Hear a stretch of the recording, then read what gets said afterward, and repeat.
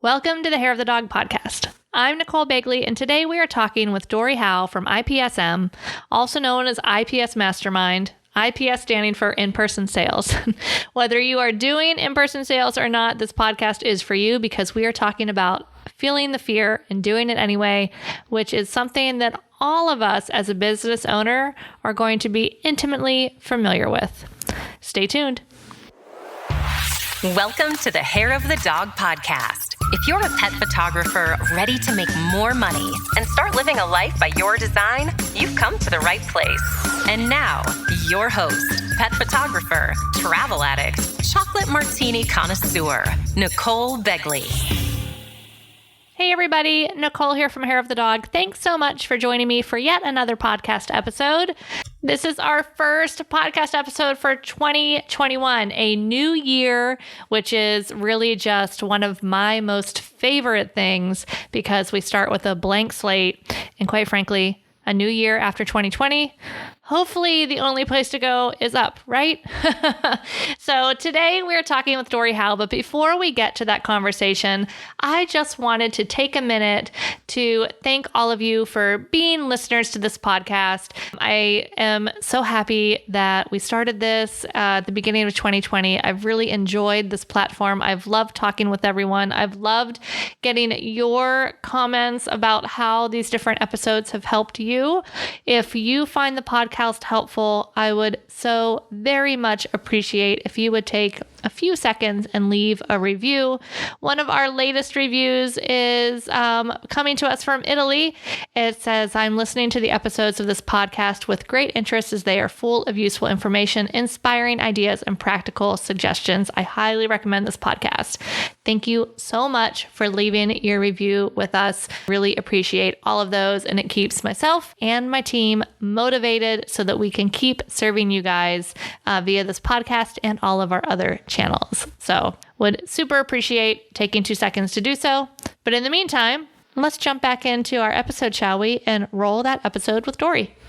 Hey everybody, Nicole here. Welcome back to the Hair of the Dog podcast. I am here today with Dorie Hal from In-Person Sales Mastermind, IPS Mastermind, IPS meaning in-person sales. We've talked about that a bit on the podcast.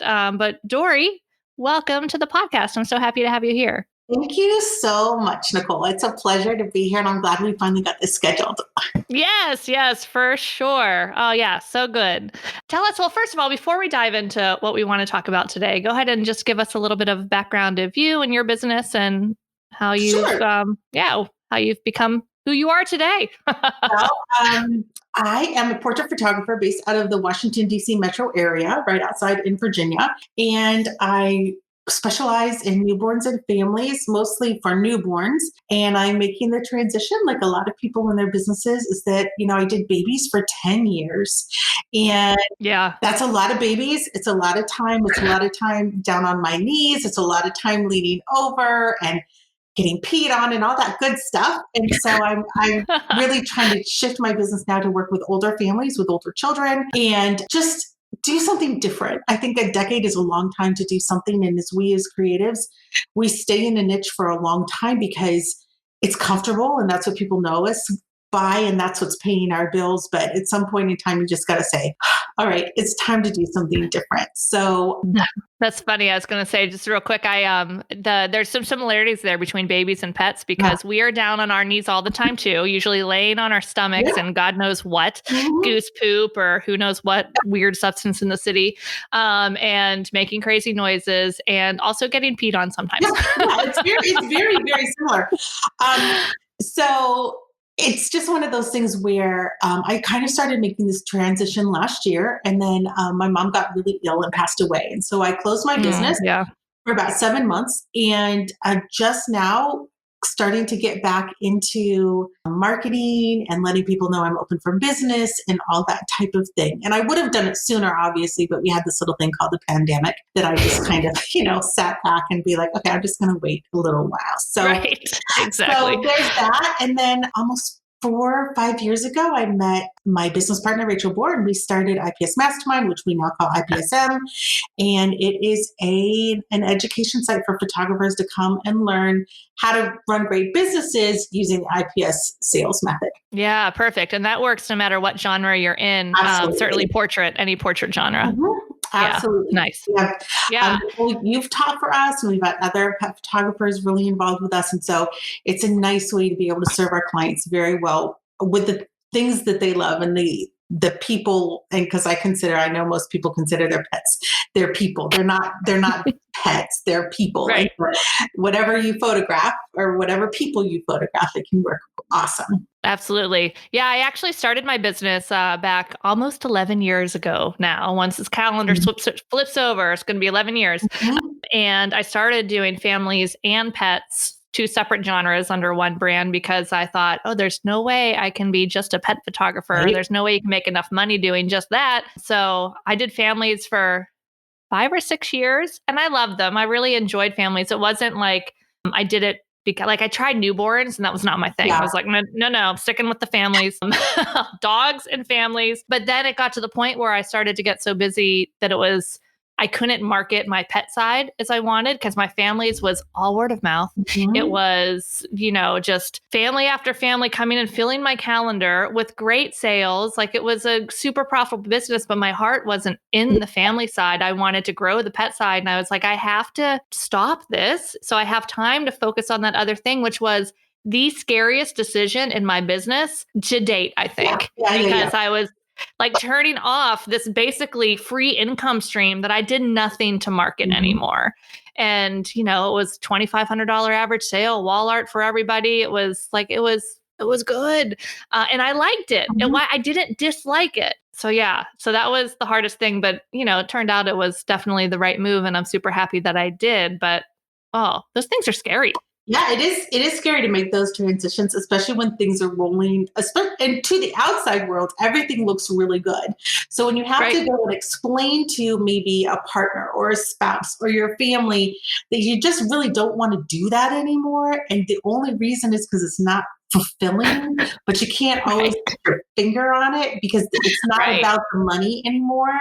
That's scary. It's one of the things in your business when you make those big transitions that the fear element can really, really pop up big.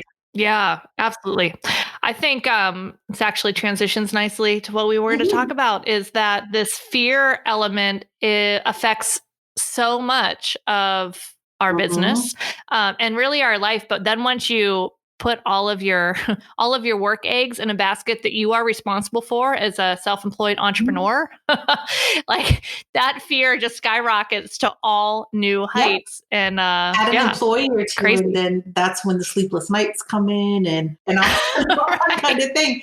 It's very scary. And I've studied fear now for quite a few years, and fear and confidence to me kind of go hand in hand, because it's one of those things where I believe there's two different kinds of people in the world when it comes to fear and confidence, and specifically about the confidence. There's people who see like, oh, I want to do that. I can do it. Like they believe that they can do something even if they've never done it before, and even if they've never taken any steps towards accomplishing that action. Kind of like with me, I believe I can make a chocolate souffle. I have never, ever made a chocolate souffle, but am I capable of making a chocolate souffle after I watch a few YouTube videos and everything? Absolutely. And it's going to turn out and it's going to be good. And then there's another type of personality that says, I cannot make a chocolate souffle until I have all the perfect ingredients, everything lined up perfectly, until I've done it 10 times perfectly. Then I can say, I can make a chocolate souffle. And the person who needs to have everything lined up perfectly, everything ready to go, all of those different things, that's the person who's going to slow down on their progress, because everything has to be checked. And we see this in photographers a lot too. It's very easy to put people in. Once you realize those two different personalities, I can see it really easily right away, because it's the people who are asking, well, should I put prices on my price list? Or what kind of album should I get? or is getting bogged down in all these tiny, tiny little decisions along the way because they're fearful of making the wrong decision, versus someone like me who says, okay, I need an album. I've heard this one's good. I've heard this one's good. I've heard this one's good. I invested in going to Imaging. I've seen their reviews and all that kind of stuff. I'm going to start with this one, knowing that there's no really wrong decision and I can always change my mind. So if I get it and I don't like it, guess what? I don't have to offer it to my clients. Or I can for a little bit until I find something better. Yeah, no, I love that 100%. I can totally see those two different personalities there. And so many people in that perfectionist side get so stuck in student mode where it's, I need to learn all these things. I need to have all of these set up. I can't possibly open for business until I have an inquiry guide and a product guide and customize this and that and all of this special automated things, where once you just start taking progress and moving forward, then you add on. And spoiler alert, your business is never done. I don't know about you. I mean, you just said you're switching your whole business to more families. Same way, like my business is never done. There's always, oh, I'd like to tweak that. Oh, I'm going to update that. Oh, by the time you get around to it, now my website's 5 years old. I need to update that. It's never done and it's never perfect. Like you can't make, is there a right or wrong way to, for example, put pricing on a website? Well, no, there isn't a right. Put it all out there. Don't put it all out there. Guess what? Play with it. And I think a lot of business owners don't realize that, like, marketing takes time. You have to play with it, see what works, throw it out there. If it doesn't work, you adapt, you change. And you're always in this constant movement. It never is just like, it's never just like, I finished. I'm done creating my business now. It's just not like that. Yeah. And the less you can get caught up in these little day-to-day decisions that hold you back. And the reason they're holding you back is because you're scared of making a wrong decision. You're scared of doing something wrong. It all comes back to fear. Once you can move past that and realize, okay, if I don't like it, I can change it. No big deal. It releases so much of that pressure, and you can just make those steps and then go back and adjust if you need to. And also knowing there's no right answer. Like there's no have to do it this way. I mean, there's certainly best practices that we should learn and maybe try to incorporate. But I know people that have built successful, profitable businesses flying in the face of all the best practices. You know, I'm a huge, huge believer in in-person sales, huge. But I know people that have built a profitable business without, but they know the pricing basics. You know, I believe in getting people on the phone to build the value and getting more information. But I know people that have the pricing online and they run a profitable, great business. So there is literally no right or wrong. So we can take that fear hopefully off the table and just remind yourself there's just testing. It's like, what works best for my business? And I think the piece that a lot of people are missing, and I used to miss it a lot more. I still every once in a while have to remind myself, but before I do anything, I have to say, what's the intention of this? Yeah. So with my pricing on my website, what's the intention of this pricing on my website? I'm not just putting it there for my health. Like there's an intention there. So that then guides me. Exactly. What do you want your client to do when they see this? What is the reaction that you want them to have? And then what is the action that you want them to take? And some people don't want any pricing out there because they just want people to call. I kind of like things to be a little, what's the word I'm looking for? Pre-qualified almost, or So the people that will call me, I'm not charging $15,000 for a session, but I'm also not charging $200 for a session. Right. They kind of know what they're getting into before they send me that inquiry email or give me a call. Some people don't want to be contacted via email. Okay, well, then you need better have your phone number all over the place, or vice versa. If they don't want to be called on the phone, which I actually like, and I think because of this was very interesting. I was talking to my friends this week, and we were commenting on the trend of moving back towards phone contact, real personal contact with people just via email. Because right now, especially, people have been sitting in their emails, sitting on their social media, sitting with their devices for 7 months, and having those conversations with people, I think, is fulfilling in more than one area. So, I agree. And I think too that people want a quick answer, and our emails are so full that I know me, like never loved the phone. I use it, but it's not like, oh, I love the phone. I would rather call a business and get an immediate answer because I know if I do an online form, they're going to reply and it's going to get lost somewhere in my disaster of an inbox, even though, there's just filters. So I just get a lot of email. So I know I'm not going to see it. So I think there's a lot of that out there too, of just people. And I think there's want trends answers too. Like, when email first came out, 20 years ago or so, we were all in our email boxes all the time. That was the cool way to communicate with people. And now I check my email maybe once a day. And most of what's in there is junk. And as hard as I try to unsubscribe and clean out my inbox, and I know all the different tools that are available to do all that. Don't get around it. It's a heavy thing. Like, I think I have 500 emails sitting in my inbox right now. I was like, okay, because I know I'm going to just trash most of them. Yeah. But that real personal connection is something that I think our clients are going to be wanting more and more, especially in the US and everywhere where this pandemic and the shutdown continues. Once that opens up, it might go back the other way. But now people need connection. And so reaching out and calling clients, reaching out and calling inquiries versus just shooting an email is something that people maybe want to consider when it comes to a customer experience standpoint. But a lot of just coming back to the whole fear part is, especially when you're new and you're just starting out, there's no wrong decisions. That's just what I tell myself this all the time, because I'm married to someone who becomes paralyzed by decisions. And I have to tell him all the time, honey, there's no right or wrong. Like, what's for dinner? That's a big decision for him.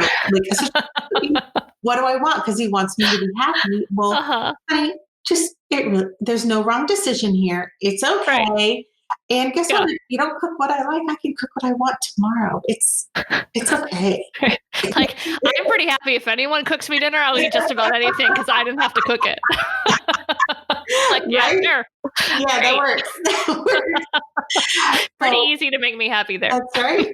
Absolutely. So confidence and fear, and just realizing that anytime there's a holdup in your business and in making a decision in your business, whether it's shifting gears and deciding who you want to serve, or putting your prices on a website, or what products you want to offer, or designing price sheets. We get so many questions about designing price sheets in our free Facebook group. It doesn't matter. Doesn't matter. Or be a renegade like me and don't even have a price sheet. That's just like a shocker to anybody. Well, how do you let them know your prices? I tell them the prices. Right. And that seems like such a novel concept. I communicate to them. They're fully informed. I don't have a price sheet, or a pricing booklet or anything like that. Just cut it out. And it's okay, because that's how you want to do business. It's your business, your rules. So do it how it works best for you. Yeah. I think a lot of people get hung up on thinking, that there's that one best way. And then to reach that quote best way, they end up making a lot of, cutting a lot of corners on what they want out of their business. So they stop looking at their business of how can I build this business in a way that fits with my lifestyle and a business that serves me. And instead they're like, well, I have to do it this way because this is the way that everyone's been telling me I have to do it. So I'll just make that fit in my lifestyle. But then I think you just become resentful and your business becomes this, more of a burden instead of something that you love and serves the lifestyle that you want to lead. Yeah, your business lives to serve you, not the other way around. And so you get to create it any way you want. And even though, just like there's pillars of marketing, there's a lot of businesses that don't pay attention to those pillars of marketing, and they're very, very successful, like you mentioned earlier. So remembering that you can make it whatever you want to be. Now, the other side of that is if you make it totally what you want it to be and you don't have any clients, then you have to kind of maybe revamp and say, okay, if I want to have a business, there are some things that I might need to institute or add to my business or take away from my business so that people are attracted to me to want to hire me. That's kind of the balance of things. Yeah, and keeping in mind what your client is seeking, what's valuable to your client, and finding that spot where this is what I want to offer, this is what they want. How do I make those mesh? Oh, and let me run the numbers and make sure it's profitable. And so to be able to look at it from all those sides. Yeah, so there is some strategy in there that some people find overwhelming, but that's when you get some help and people can help you with it. And it's not a hard thing to work out. It's just everybody has a coach. Professional baseball players have a coach. Professional basketball players have a coach. Professional singers have a coach. Everybody has a teacher or a coach in some way. So you go out and you talk to Nicole or you talk to Dory and you get a little help, some guidance in the right direction, and you try it and see how it works. And that comes back to the whole trial and error. You try something new, it works, it doesn't work. You tweak, you try again. You tweak, you try again. You tweak. That's just how it works. Yeah, I think so many people are scared to do that because if they tweak and it fails, then they make up all this junk in their head of what that failure meant. And they start telling themselves, I'm not cut out for this. See, I can't have a profitable pet photography business in this market. And they just let it reinforce whatever junk stories they've had in their head. Yeah, the beliefs are strong. And we both know that. And you can tell yourself you live in an oversaturated marketplace, but maybe your market isn't oversaturated. Maybe your clients have become more savvy of what's available out there, and they're tired of seeing the same offer put out there over and over by multiple offers. So you have to be creative. You have to offer something new. And that's the challenge. And maybe it's not the fact that your family doesn't support you. Maybe the fact is that you've tried to do things before and you haven't succeeded, and maybe your family isn't sure that you're going to follow through on this one. So maybe you're just a little bit wary. So many times the beliefs that we have reinforced over and over and over aren't anybody else's fault but our own. And doing that self-reflection and taking ownership of that isn't always comfortable, and we like to be comfortable. Yeah. And sometimes you just can't see it yourself. No matter how you try, you can look, but you have this one perspective and you are married to it. And it takes talking to somebody else, to be able to have them help you flip it.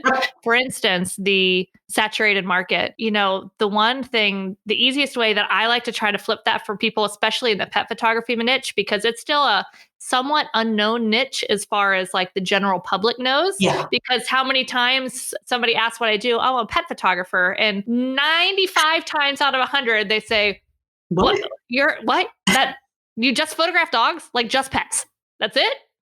People love their pets. Yeah, right. And absolutely. But, when you get that answer 95% of the time, that tells me that the general market doesn't even know that we exist really yet. So isn't it great? Instead of looking at, there's 5 other pet photographers in my market.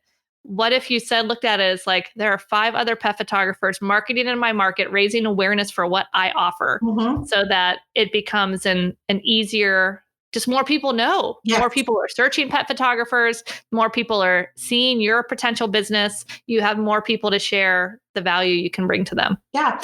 And the easiest way to stand out in an oversaturated market is not only by making offers that are different than everybody else, but also making sure that your artwork is different than everybody else. You don't have to shoot a dog in a studio on a black backdrop. So many different things that you can do to make yourself stand out. And that's when the artistic side comes in, is that making sure that your skills are up to speed and that you have everything that you need for the jobs that you want to take, and you can provide an awesome session no matter what the situation. Because I get accused sometimes of talking too much of business and not talking about the artistic side a lot. It's no, that's a given to me, that your skills need to be on point, that if you're going to hang your hat out as a photographer, that you are good at what you do. Yes. And you have enough skill and enough talent to provide someone with something that will be memorable for generations. And if you don't have that, then that's your number one starting point. Yep. Agree 100%. And I've seen a lot with potential students or my students that when they're starting out, there's two sets of people here too. There are the people that 100% have beautiful work ready to hit the market that think their work is not good enough yet. So they have this whole self-conscious thing about their work. And then there's the other hand, people that their work is not ready necessarily, but they think, oh, whatever, it's great, it's good to go. So there's, especially just those people that have that work and it's ready, but they have so many stories in their head that it's not ready. I don't know if they're comparing to like, the people that have been in business for 10, 15 years. But even that, their work, when I look at it, is as good as theirs sometimes. Yeah. We all know photographers who are really, really good at their craft who can't make any money. And we all know photographers who are really, really horrible who are making a good living. And we see this all the time, especially when it comes to the topic of IPS. Am I good enough for IPS?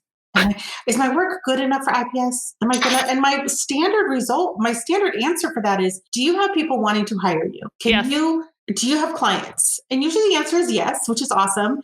I say, well, then of course you're good enough for IPS. That's really if you have people who want to hire you for your services, then you're absolutely good for IPS. Yes. Yeah. Go ahead. No. And it's usually the people who are asking those questions, like you were saying earlier, whose work is gorgeous. Right. And everybody's like, are you kidding me? Yeah, right. And I think they worry. I get a lot too of people like that are worried, like, wow, I don't know if somebody hires me and I don't know if they're going to be happy with what they get, what I create for them. And I would be like, and I always tell them, like, okay, are you creating something that is on par with what you're showing them on your website? Mm-hmm. Yes. Then yes, they're going to love it because they looked at your website and hired you because they liked what they saw. Right.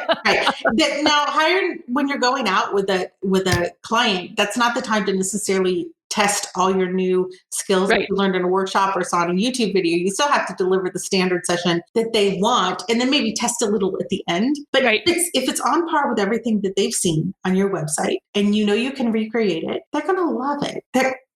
How do they not? And we don't force people to hire us. That's the other thing too. It's like, we're not insurance where we have to buy insurance. People hire us because they want to, because they have discretionary income that they want to spend on something specific and they want to get it from you. Yeah. I had a great experience with being on the other side of that when I went through a rebrand about 6 years ago, and I was looking at different graphic designers, and then I found this one that I really connected with. Their website was totally different. Everybody else was like, oh, I'm a graphic designer. Like they had, the normal photographer boilerplate website where it all kind of sounds the same. And then this other company was so different. And their personality was so on there. And I'm sure they repelled quite a few people, but they pulled me in and I loved it so much. And like, this is who I want to make my new brand. Yeah. I'm putting in my inquiry and I'm like, oh my gosh, I hope they choose me. I find out what their prices are. It was like twice as much of what everything else was when I was planning on spending. But I'm like, oh, but I really want this. Oh my gosh, please say yes. Please say yes. Please say yes. Yeah, right. Exactly. And I'm like, oh my God, this is what I want my clients to feel like. And what many of them do, like they are excited to spend their money because they see the value of what we're offering them.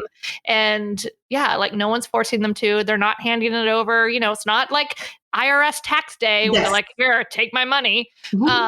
They're excited to do so. Right. Yeah. And it's so much of what we talk today is just, it kind of falls under the umbrella of mindset. But when you start to really kind of analyze where people are coming from and their perspectives and how just the slightest change of how you look at a situation can make such a dramatic difference in your business and in your life. It really can. Maybe don't always look at it this is what I tell people is try and change the negative story that you're telling yourself into a positive. And we had that problem with IPSM a long time when someone else basically copied our entire format and started a new site. And it was really, really rough. And I had a really hard time with it. And a mentor that I was working with at the time, he basically said, what does this mean? Throughout all the things that this means. And it finally got around to where it means that we're doing something right because they want to copy us. It means that they want a piece of our pie. They see that we're being successful. Now, all of those things meant that we had to rise above and provide something different so that people would be attracted to us. But it keeps us on our toes all the time, which is good. It's a challenge, which is good. So if you just switch the perspective versus like, oh, there's so many photographers in my area, they shoot just like me, I can never ever do it, no one's going to hire me, to, hey, I have a real opportunity to see what they're doing and then pivot and do something different that people are going to want. That's all you need to do to just get your brain working in a different direction.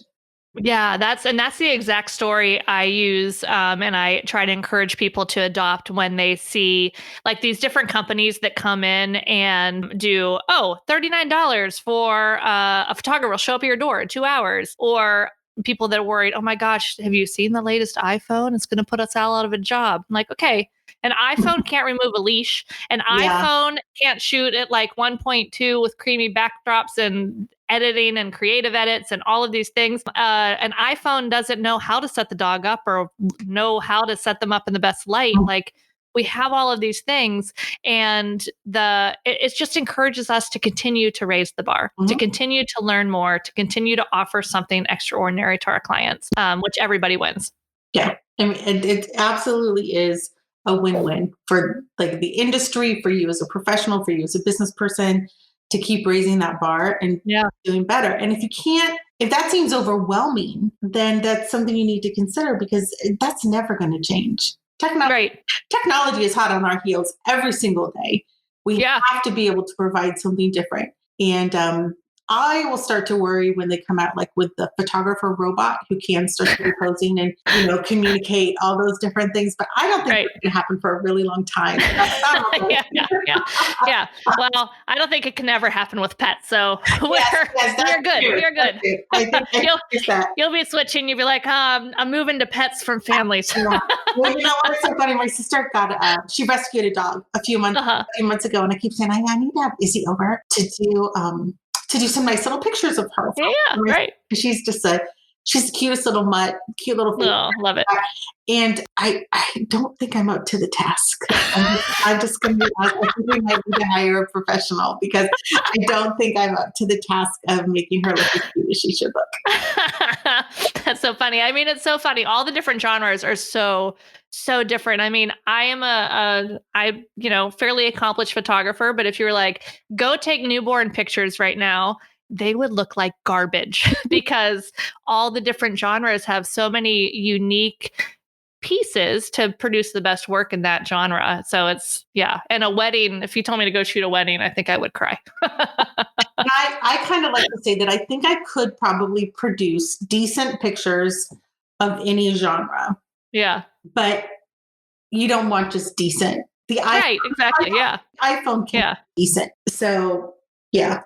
But, if you have a newborn, Nicole, like a client that calls you that's in my area, just send them my way. 100%. That has been recommended to someone else for years. I think I did like 3. I'm like, this is not the patience to like, I could wait and reset up a dog for a shoot like 37,000 times and never lose my cool and like love what I'm doing the whole time. Like waiting for a newborn to fall asleep. I did do some lifestyle ones that I liked a little bit more, but you still wanted some like nice sleeping babies. And it's like, I don't have the energy for this. It's hard. Well, total sidebar. It's hard when the parents are getting frustrated with the baby falling asleep. It's the same. Well, that happens with pets too. Because the parents, they're like, sit. I'm like, no, they're good. Yeah. So that's definitely one of the things that I always tell them is, hey, your dog just has to be a dog, and when we're set up, I'm like, he stands up and they sit. I'm like, oh, he can stand. He's fine. Like, it's cool. And then, so just sleep, just like yelling at a 2-year-old to try and get him to sit and smile. It doesn't really work that way.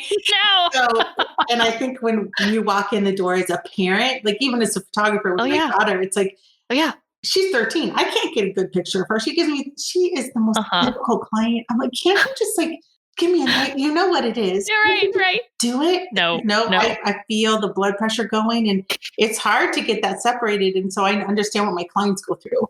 Yes. And I'm always reassuring them they're doing what they're supposed to be doing. This is what they do by nature. So it's all good. Yeah. My dog does the same thing. I go to photograph her and she just like has this like stoic face. I'm like, can you give me any of those cute expressions you do? And I try all the things that elicit the expression when I don't have the camera, but she's just like, no, I give you the serious face. I'm not going to smile at you at all, Mom. Sorry. Oh my God. You're the hardest. Actually, photographers' dogs are definitely the hardest clients to photograph because they've heard all our noises. Like normal people's dogs haven't heard my random hunting whistles and all my weird whines and all those things. But photographers' dogs have heard it all. Yeah, they're like, this is not, you got to work a lot harder, Mom, if you want me to get the reaction you want. So hard. So hard. So yeah, jumping back to fear and when people realize that they're getting a little paralyzed or they're getting stuck in that indecision, other than just saying, it's okay, just make a decision to move forward. Are there any other tactics or things that they can try to get them out of that unstuck? I think sometimes just removing yourself from the situation, go concentrate on something else. I think for me, when I have my most creative ideas or my what I think are my best ideas, I'm not sitting in front of my computer. I'm not sitting in front of my camera. I'm not sitting in a chair saying ideas. I need an idea now. I'm in the swimming pool. I like to swim. So I'm in the swimming pool or I'm walking with my husband. Usually it's doing something physical. I'm having a conversation with someone about something else, or I'm observing a marketing tactic that someone is using while I'm walking through the grocery store. And so I feel that when you're really, really stuck in those types of situations, sitting there and trying to pound it out is not going to help you. You need to remove yourself from the situation, go take a 15-minute walk and just give yourself some space to think about something else. And I don't think entrepreneurs allow themselves that breathing room as much as we should. Because that's really where the good ideas come. It's not sitting at the computer trying to work out a strategy for something. We have a joke at IPSM when we're really trying to work on something and kind of come up with some creative ideas to do something. I'm like, can someone just go to the bathroom? Just go in the bathroom. All of us, we just need to take a break. Just go in the bathroom, go step outside for a minute and get a change of fresh air. And that can really, really it can help. Or just work on something else. Distract your mind from the thing that's causing you to hold you up for right now and just go work on something else. So if you're trying to decide what album and you really, really can't do it, guess what? Go edit some pictures for a while and do what makes you fulfilled creatively and give your brain that space, whatever that means for you. Remove yourself for a moment from what's really causing that anxiety, because that's what's going to start happening is the more you try and make yourself come up with a creative idea or make yourself make that decision, it's just going to become harder and harder and harder to do so. Yeah, agreed. I definitely get my best ideas in the barn or in the shower. And I need to get like a shower whiteboard because and then I get out, I'm like, wait, what was that? I know, I always forget. You can't. Well, I have a waterproof case for my phone now. So I actually do take it in the pool with me. Yeah. Nice. That's more just like to record dumb videos for Instagram or whatever, because I can do it underwater now. But I will, jot it down or do a voice memo or something when I'm in the pool, because you will forget. Yeah. Yeah. And I found one of the other tricks for that too, for, coming up with getting unstuck of things when you're feeling a little overwhelmed, is just to re-ask yourself that question in a different way. Like, ask yourself, is there a better question I can ask of myself here, instead of like, what can my inquiry process look like? How do I want clients to get in touch with me? Oh my gosh, I'm so overwhelmed in creating this inquiry process. Instead, maybe ask, what does my client need from this inquiry process? What do I need from this inquiry process? What's the easiest way to combine these? Yeah. Like, just switching the verbiage, which sounds silly. And I remember when I first heard about this and like, okay, whatever. But it really does help because, I've said this on podcasts before where I can't say right now, don't think of a pink elephant. Like, and all of us just thought of a pink elephant. Yep. Like it's actually impossible. So by asking yourself these different questions, like your brain has to try to answer them, and then just give yourself some space and they'll pop in. They will totally pop in. I find changing the scenery, changing the perspective, changing the question, jolt yourself out of the rut that you're digging yourself into. All of those things are helpful when you need to move ahead. Absolutely. Yeah. And that's really what our business is a constant moving ahead, a little bit here and there. And it's just always moving forward. And, if you got to get comfortable with facing that fear every now and again, because it's going to keep popping up. Because once you get over that, then you're going to get to something else. And you're like, oh, wait, well, this is new, because our brains say, oh, no, change is bad. Change is scary because I might die. Right. And I kind of compare that to the Italian grandma. No offense to any Italians, but that overprotective grandma that wants to keep you safe and feed you ravioli all day. That's our brain. Our brain wants to keep us safe. And so the minute we're forcing ourselves to think of something a different way that might change our reality, our brain's going, whoa, everything's good right here. We don't like just more ravioli. Yeah. We're and garlic bread. Yeah, stay safe with grandma. You don't need to go on that date. She's got you covered. She's taking care of you. Right. That's not, staying safe is not going to help you achieve your goals. Right. So yeah. You have to realize that they're looking out for your best interest, but they don't know what your best interest is. It's from their perspective. And you need to hold tight to your perspective on the situation.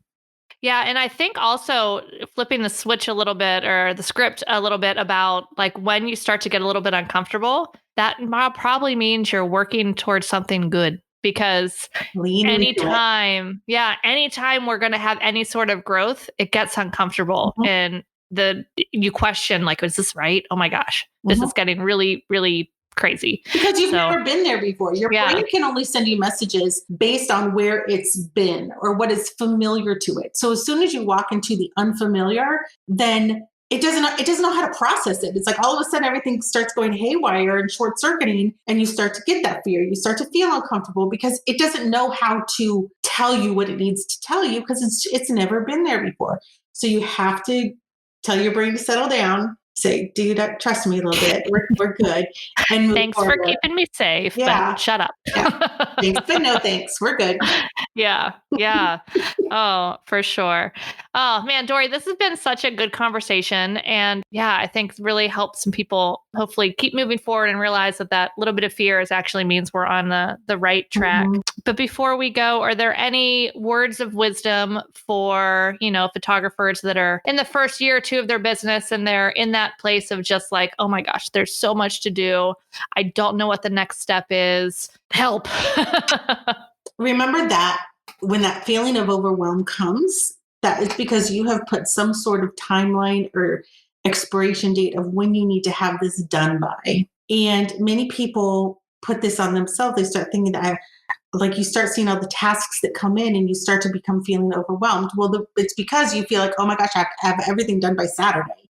No, you don't. You really don't. And many things that new photographers think they have to do, as you learn from the experts who have been there, you probably don't need to do it. Really? Yeah. It's like I said, price sheet. Guess what? You don't even need to have one. Yeah. It's okay. So pick and choose those things. Learn from people who have been there before. Learn from their mistakes. There's many people like Nicole and myself who are absolutely willing to say, hey, I tried that once. This is what happened to me. This is my perspective. This is my experience. Take this for what it's worth. But we've been down the road. We know how things are and what our client base has reacted or how it's impacted our business or some decisions that have come up. And let us help you. Let us help you. There's no ego here or anything like that. It's just us wanting to see people be successful. Yes. Yeah. 100%. I mean, nothing makes me happier than when I see my students that have a success that they, maybe wouldn't have had as quickly. Yes. That it's just, that's why I do what I do. Yeah. That's why we're here. Yeah, for sure. So, so tell us where people can find you if they want to learn more from you, Dory. Okay. Well, there's a few places. So if you're on the grams, that would be either the Dorie Howell or at IPS Mastermind. Those are the two social media accounts. We have a wonderful step-by-step process for the IPS system that we sell it's called Revive, and that is offered through IPSM, and you can find more information about that at weloveips.com. And if you're on Facebook and you just want a really, really great community to connect with, to complement what you're learning at Hair of the Dog, then we would love to welcome you in our Facebook group, which is just IPS Mastermind, and you look for the little registered trademark circle for the group, and then you're in the right place. Perfect. Awesome. Thanks again for being with us again, Dory. And talk to you soon. Yeah, thanks, Nicole.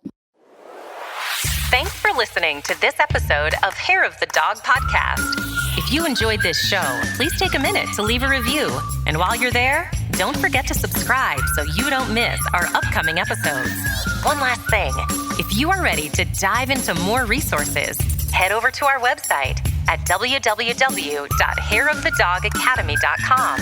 Thanks for being a part of this pet photography community.